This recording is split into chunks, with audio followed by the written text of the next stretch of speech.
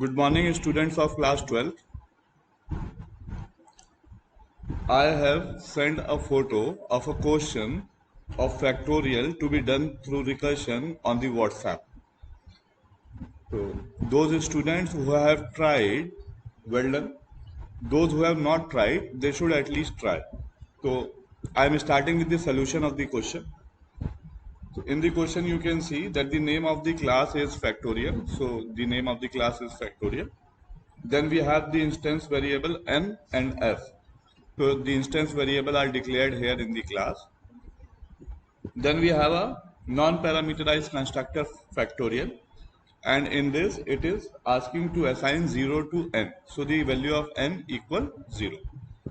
Now the recursive function int fact int num. So this is the recursive function for doing the factorial of the number num.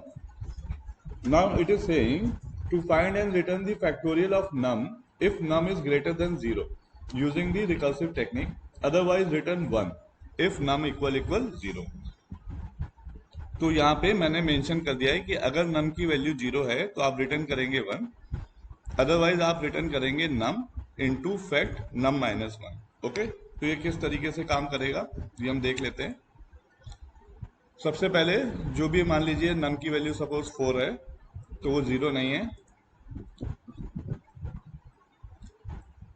तो else execute होगा और ये return करेगा 4 into fact 3. तो मैं यहाँ लिख देता हूँ, ये रिटर्न करेगा 4 इंटू फैक्ट 3. अब फैक्ट 3 भी 0 नहीं है तो एल्स एग्जीक्यूट होगा और वो रिटर्न क्या करेगा, फैक्ट 3 क्या रिटर्न करेगा, फैक्ट 3 रिटर्न करेगा 3 इंटू फैक्ट 2. अगेन फैक्ट 2, अभी भी नम की वैल्यू 0 नहीं है, 2 है, तो ये क्या रिटर्न करेगा, ये रिटर्न करेगा 2 इंटू फैक्ट 1, रिटर्न करेगा 2 इंटू फैक्ट 1. और अब इस समय जो है नम उसकी वैल्यू 1 है, अभी भी 0 नहीं है, तो वो क्या रिटर्न करेगा, वो रिटर्न करेगा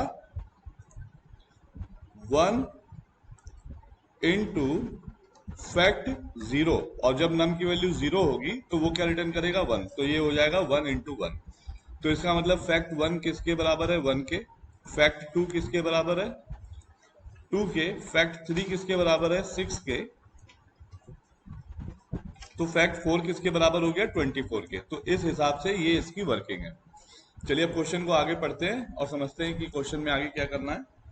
आगे क्वेश्चन कह रहा है आपको एक फंक्शन लिखना है void get factorial to accept n and store the factorial in f by invoking the recursive function fact. Print the factorial stored in f.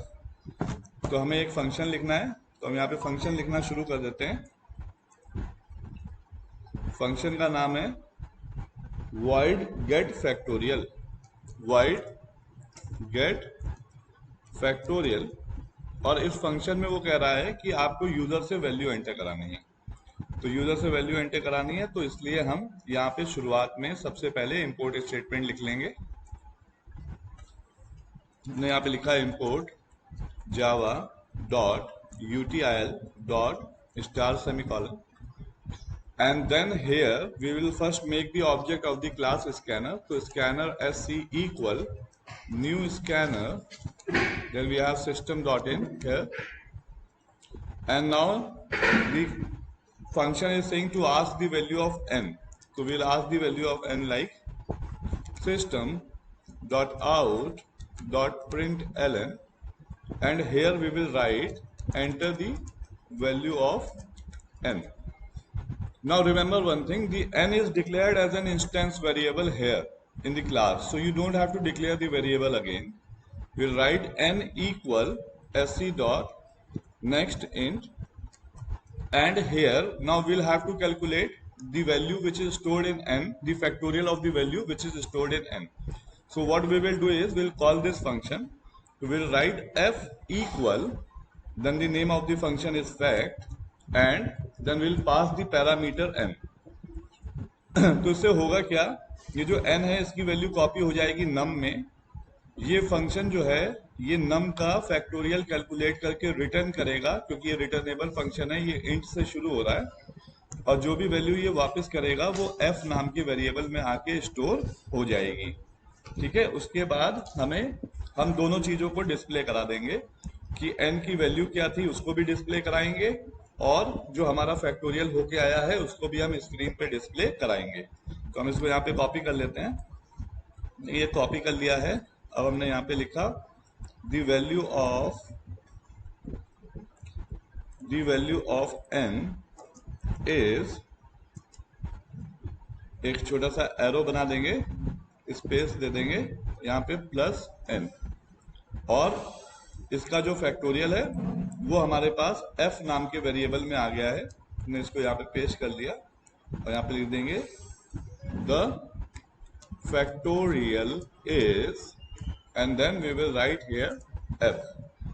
Now this function is complete. Now we read the question further. Now it is saying specify the class factorial giving detail of the constructor and function in fact int and get factorial, and write a main function to create an object and call all the function to print the result. तो अब हम main लिखेंगे और देखिए function किस तरीके से call करेंगे। तो हमने लिखा public static void main। अब मेन में जो सबसे पहला काम है हमारा वो हम स्कैनर लिख लेंगे, हमने कॉपी कर लिया यहाँ से, और अब हम ऑब्जेक्ट बनाएंगे क्लास का। तो क्लास का नाम है फैक्टोरियल। तो ऑब्जेक्ट कैसे बनाते हैं, सबसे पहले हम लिखेंगे क्लास का नाम, फिर ऑब्जेक्ट का नाम इक्वल न्यू, फिर कंस्ट्रक्टर हमारा जो कि नॉन पैरामीटराइज्ड। अब ये जो ऑब्जेक्ट बना है इस ऑब्जेक्ट से हम इस फंक्शन को कॉल करेंगे गेट फैक्टोरियल को, और ये जो हमारा फंक्शन है गेट फैक्टोरियल ये ऑटोमेटिकली कॉल कर लेगा इस फैक्ट नाम के फंक्शन को, और उसके बाद ये दोनों वैल्यूज को स्क्रीन पे प्रिंट करा देगा। तो हम इस फंक्शन के नाम को कॉपी कर लेते हैं और हमने यहाँ पे लिखा obj डॉट गेट फैक्टोरियल। ये हमारा मेन बंद हो गया और ये हमारी क्लास बंद हो गई। ये हमारा प्रोग्राम बन के रेडी है बिल्कुल। अब हम इसे कराएंगे एग्जीक्यूट। तो अगर हम इसको एग्जीक्यूट कराएंगे तो देखते हैं कि इसका रिजल्ट क्या आएगा। तो हमने इस पर राइट क्लिक किया, मेन पे गए, यहाँ पे लिख के आ रहा है enter the value of n। Suppose कि हमने 4 एंटर किया, तो जैसे ही हम एंटर की दबाएंगे तो ये आ गया कि जो वैल्यू ऑफ n जो है वो 4 है और उसका जो फैक्टोरियल है वो 24 है। तो आई होप आपको ये समझ में आ गया होगा कि जो रिकर्शन के फंक्शन हैं उनको यूज करके जो प्रोग्राम आपके बोर्ड एग्जाम में आएंगे उसको कैसे बनाना है। तो ये तो एक बहुत छोटा सा एग्जाम्पल था, ये आपकी वर्कबुक से क्वेश्चन है और ये क्वेश्चन दिया है पेज नंबर 106 पे।